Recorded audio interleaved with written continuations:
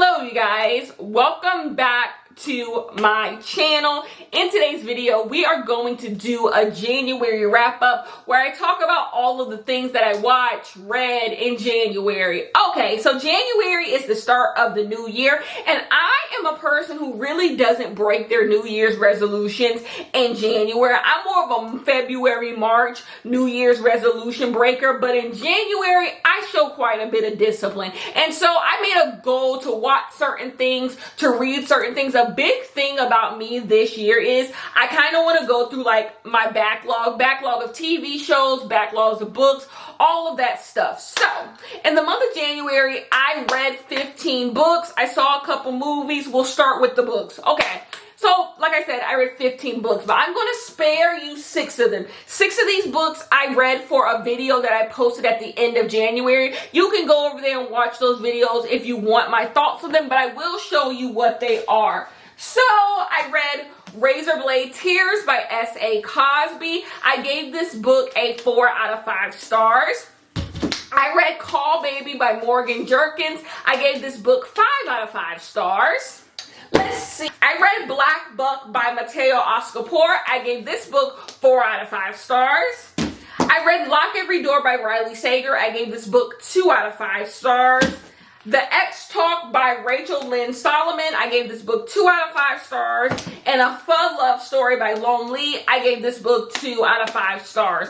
Okay, so I'm not going to really give you my thoughts on those because you can get detailed thoughts on those books over in that video. But let's talk about the books that I read other than that. So what, the other 9 books? Let's start with Final Girls by Riley Sager. And then we're going to go into the Final Girls Support Group by Gary Hendricks. The reason why I am comparing these 2 books is if you read one, you don't need to read the other. And I would rather you read this one than read this one. I'm not saying people are stealing. I am not calling anyone a thief. But these books are very much so exactly alike. Like, there's some things that happen in this book. This is the book that came out first. This book came out last year. This book came out a while ago.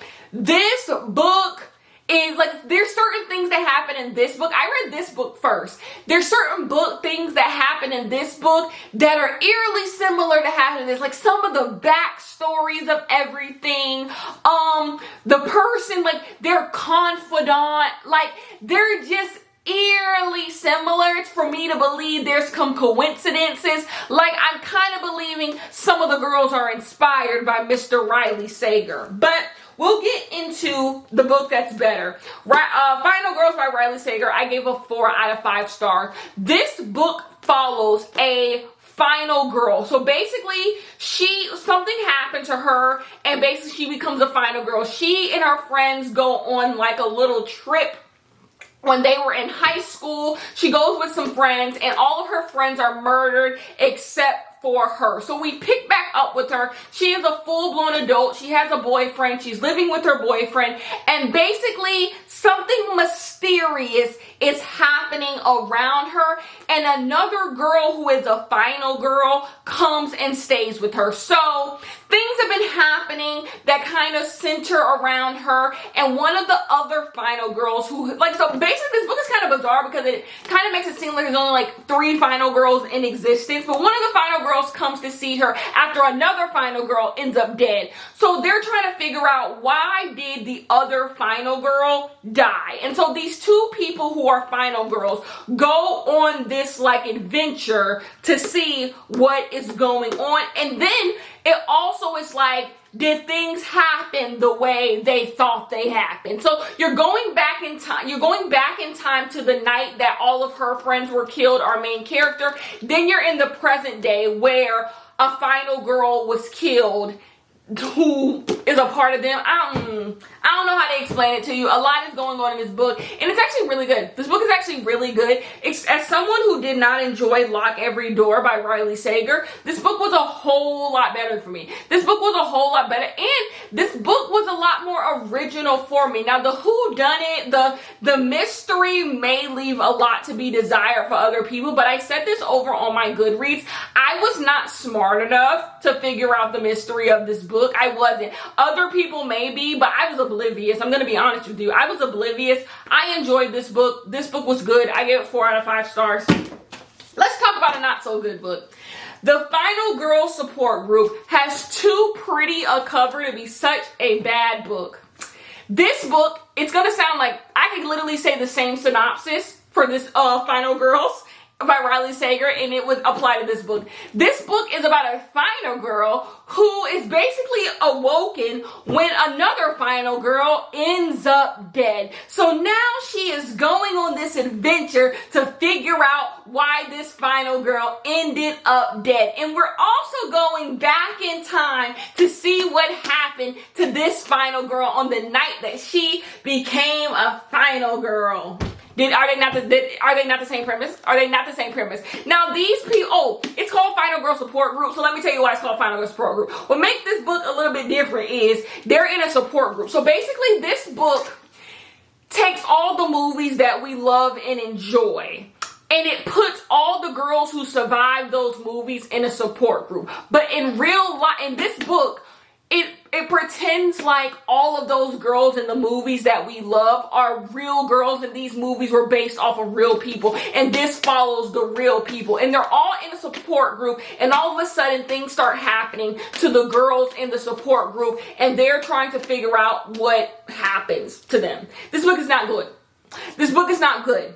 The main character of this book is bizarre. She's bizarre. You learn things about her, but the things that you learn about her never matter. Like, the beginning of the book starts off strong. You're getting a lot of characteristics about our main character. You're getting a lot of like backstory, all of this stuff. And then it just turns into a run-of-the-mill, like, running for your life, someone's trying to kill us story. Like, it just quickly loses all its nuance, all its flair, to just turn into a regular story towards the end. And also, this is a really weird book because it imagines that all the final girls, everyone who has ever been killed by like a crazy guy and survived it, all live in LA. They all live in the same exact state.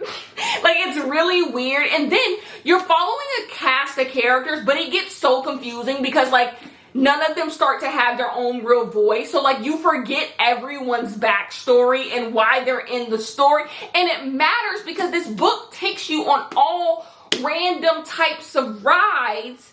And it's you don't know why. You don't know why you're going on the ride because you forgot who this person even was and what they do. I can see why this book is like, this book was in the horror category of Goodreads, and I can see why it was the least rated one in the horror category because it's just not good. It's just not good.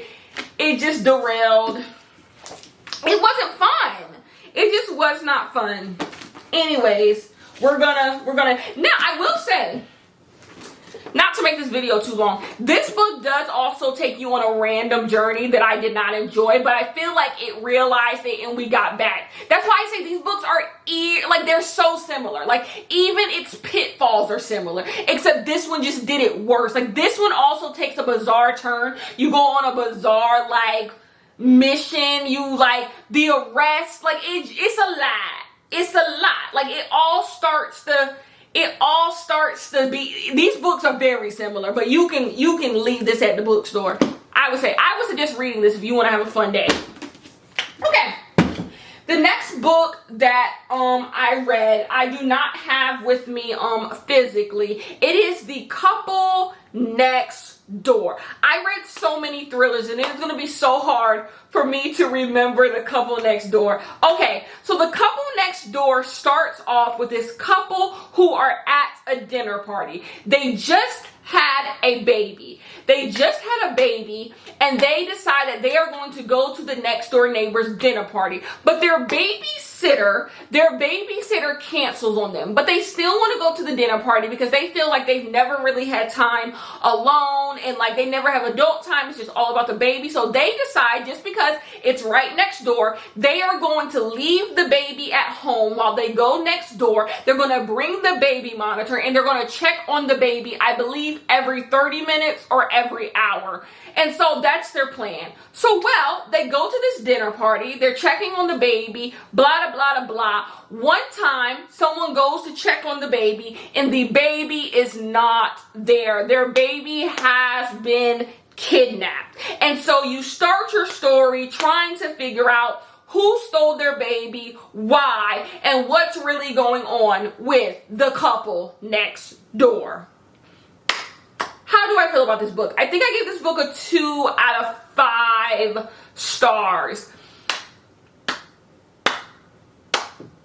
It was a nice ride, I guess. Like, I just feel like when you have a title like The Couple Next Door, you're expecting twists and turns, and you kind of got that, but all of them more predictable than the next.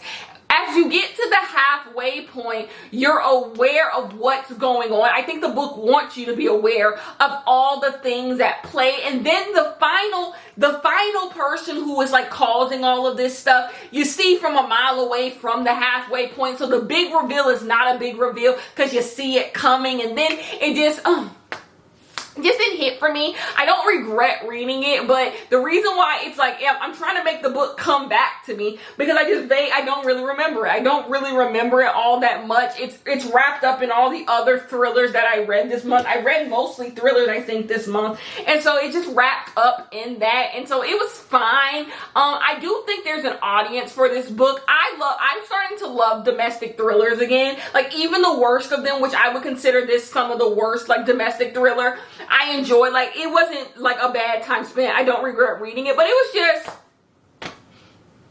I just left it like, okay. Now let's talk about a wacky domestic thriller that I gave 3 out of 5 stars.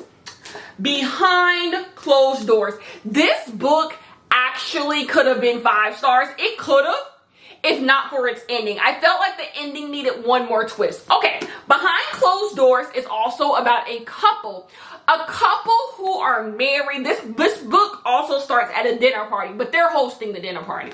So basically this couple, they're hosting a dinner party and they're telling their friends about all the upcoming things that are going to be happening in their life. And a big upcoming thing that's going to happen in their life is our main character, her sister with Down syndrome, is coming to live with them. The husband is ecstatic about it. She's happy about it. And so they're just like, yes, my sister is coming to live with us after she finishes school. She goes to a boarding school. And so now she's 18 years old. She's leaving the boarding school and she's going to come live with them. Well, we quickly realize that the dynamic between this husband and wife is not great. Something's off. Something's off. And so the book starts to flash back to the beginning of their relationship. And you learn the dynamic of this couple. This book has such a fun ride. I gave it 3 stars because the ending, but this book has such a fun ride. This book has horror elements, thriller elements. There are moments in this book that I was genuinely terrified. Like, I don't want to oversell it. I did give it 3 stars. The ending leaves, I felt like the ending needed one more twist to just punch you in the stomach. But like the ride to figure out like how this was going to end was so much fun. It's by B.A. Paris. It is so much like fun. Like, it is a good read. So if you're looking for a thriller that's just going to be like a sit by the fire, like what's going on, I would give you this one. Shocking thing. There are moments it's just going to have your jaw like, it's just a lot goes on in this book. Yeah. There's a good overarching theme about like friendship and stuff that I enjoyed. It's good. I gave it 3 out of 5 stars. It was a good book. Now we're getting to 2 books that I read at the very beginning of the month. And I can't even really tell you. I gave this book 4 out of 5 stars. It is Arsenic and Adobo by Mia Peninsula. I gave this book 4 out of 5 stars. Okay, this book follows a girl who is back home and she has decided she is going to save her family's restaurant. Well, there is a food critic who likes to go around to all of the local eateries and give them bad reviews. So one day, this food critic, who happens to be our main character's ex-boyfriend, he is at their restaurant and he is ragging into them, and all of a sudden he drops dead. He drops dead right in front of her. She's like, what's going on? And she is quickly charged with murder. Everyone thinks she killed this food critic for whatever reason. So now we are thrusted into this mystery about who really killed this man and like why did they kill him, what's going on with the food critic. This was a really good mystery. Like, I'm sorry, like I'm a sucker for a mystery. I love a mystery. Like, they're not fast paced, so I can see why some people don't like them, but I like a mystery, and this was a mystery done well. Like, I enjoyed what the mystery was. I enjoyed the reveal. I enjoyed the ride. It was a good time to me. I think this was just a well-written book. It wasn't trying to do too much. Sometimes mysteries try to do too much. It understood its purpose, and so I'm going to continue reading. I believe this is a series. I don't know. Is it a series? Let me try. I think it's a series. I think we're in a series. Anyways, I'm going to read the next. I enjoyed this. This is, like, I enjoyed it. Next, let's move on. One to watch, a book I did not enjoy. This is one to enjoy. This is One to Watch by Kate Stayman London. I gave this book 2 out of 5 stars. Unfortunately, that's a reoccurring theme. Like, I don't think we had an excellent reading month. Okay, I got to get through this. We are 20 minutes in and I'm still in the books. This book just did not work for me. This book is about the first plus-size bachelorette. She decides that she is going to go on the Bachelorette for reasons. Read the book. For reasons. And she becomes the first plus-size bachelorette. And we follow her through her bachelorette journey. To me, this book had too much commentary and too little action. If we were actually just reading a book about her being a plus-size bachelorette, this book could have been so much fun. But instead, we're just constantly getting commentary about what it is to be the first-size bachelorette. And so it's just no fun. It's just no fun. It's boring. It's like and then because we're getting so much commentary and so much about how we should feel and how we should take things, the love story falls apart. Like, I cared nothing. I cared nothing about it. And even though this book is in first person, it never feels like we, the reader, are thrusted into the show. It never feels like we're choosing the guys, we're on the dates. It never feels that way. It always just feels like we're watching something from afar, and not in a good way. It didn't feel like we were watching a TV show. It's like we were just every chapter was just commentary on like what happened when she was a plus-size bachelorette. I don't know. Swing and a miss for me. I feel like this book could have been so much more fun than it was. The main character was ridiculous. Ridiculous. Like, you were constantly having to get the same lesson over and over and over again. It was just ridiculous. No. Another book that is also, the last 3 books are ridiculous. I gave this book 2 out of 5 stars. It is called My Lovely Wife by Samantha Downing. This book is about 2 people who basically kill people. This couple that basically kills people. That is not a spoiler. You find that out in the first 5 pages of the book. This couple likes to kill people. You don't know why, but they like to kill people. So basically, you are following this couple as they try to vet out the next woman that they are going to kill. And things happen and da-da-da-da. This book just got boring after a while. Like, hitting at almost 400 pages, this book just continued, like, it just kept going and kept going. And it just got boring after a while. And the thing is, its page count could have been a good thing for what the twist was, but I just don't feel like the twist was woven in well enough. This book, this is the first thriller I read this month that was told in the point of view of the husband. I read a lot of domestic thrillers, and rarely are they told in the point of view of the husband. This book is told in the point of view of the husband. And so this book just had a lot going for it. It advertised itself as Mr. and Mrs. Smith meets Dexter, but like, none of the fun of either. Anyways, no for that one. I gave this book a 3 out of 5 stars. The Wife Upstairs by Rachel Hawkins. Rachel Hawkins wrote Rebel Belle. Y'all remember back in the day a book called Rebel Belle? Rachel Hawkins wrote that book, and if I would have known that going in, then this book could have made sense. Okay. This book is about a girl who is a dog walker, and she's also a klepto. She is walking dogs one day and almost gets ran over, and the guy comes out and he's like, "Oh girl, what's up?" And they get to talking and they eventually build a romance, and she like moves in with the guy.